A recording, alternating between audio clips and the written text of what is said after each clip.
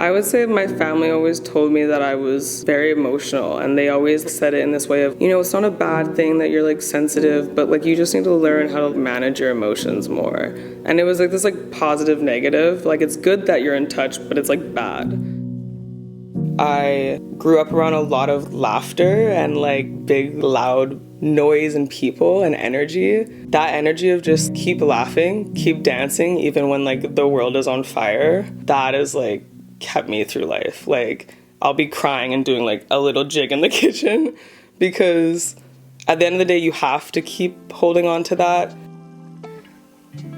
Everyone at my school was like, why are your parents different colors? You didn't tell me you were adopted. And I was like, I'm not adopted. And they were like, your mom's white though and your dad's black. And I was like, that makes caramel, dude. Like, don't you know basic science?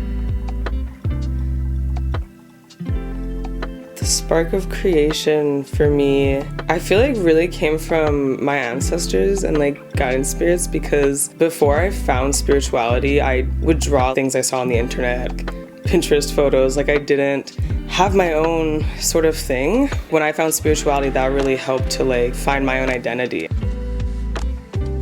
Kyosha is another one of my ancestors and guiding spirits. I grew up with her. She was like my sister. I have her name tattooed on my wrist. She's like the reason I do makeup. She was like an incredible makeup artist. And I thought that we would like still be spending life together. She passed away when she was 27, but she's like the loudest bitch in the room, and so she's here. You have like those conflicts you know that you can like get through them with, but it's also just like you can like run there and feel safe. Drag started from like my people, of just black people doing drag. Why do we stick so many things in life into a box of like, drag has to be like a gay man in makeup, when drag was really always about transforming yourself into just like your character, your version of yourself that felt like a representation of this like inner queen or person that wanted to shine. It's so important to have representation of like trans non-binary people with like feminine representation of themselves, going by he pronouns, because that's just like who I am. I feel like a flamboyant gay man, and like people don't understand that, but I'm like, what's the difference in like a gay man walking around in a skirt and makeup and like me doing it? Because I got a uterus, like I didn't choose that. I look at my drag and like my paintings, and like I feel like I've brought my paintings to my drag, and just painting my face like pink or red or like purple, I feel like I'm becoming the paintings that I have like been creating. I would advise young queers to just like radically be yourself. I know that so many people don't have that safe space to do that. There's a part of me that like wants to say like run away and like do your fucking shit, because you don't deserve to like hide or be afraid.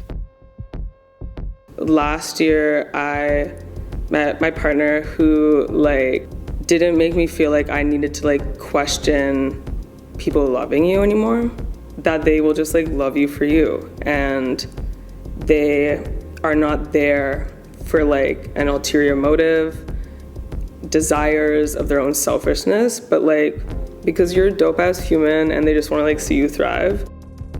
I feel like the change I would like to see in the queer community in Vancouver, it makes me like emotional, because like this one like hits for me, of just wanting to see people of color win more, queer people of color win more.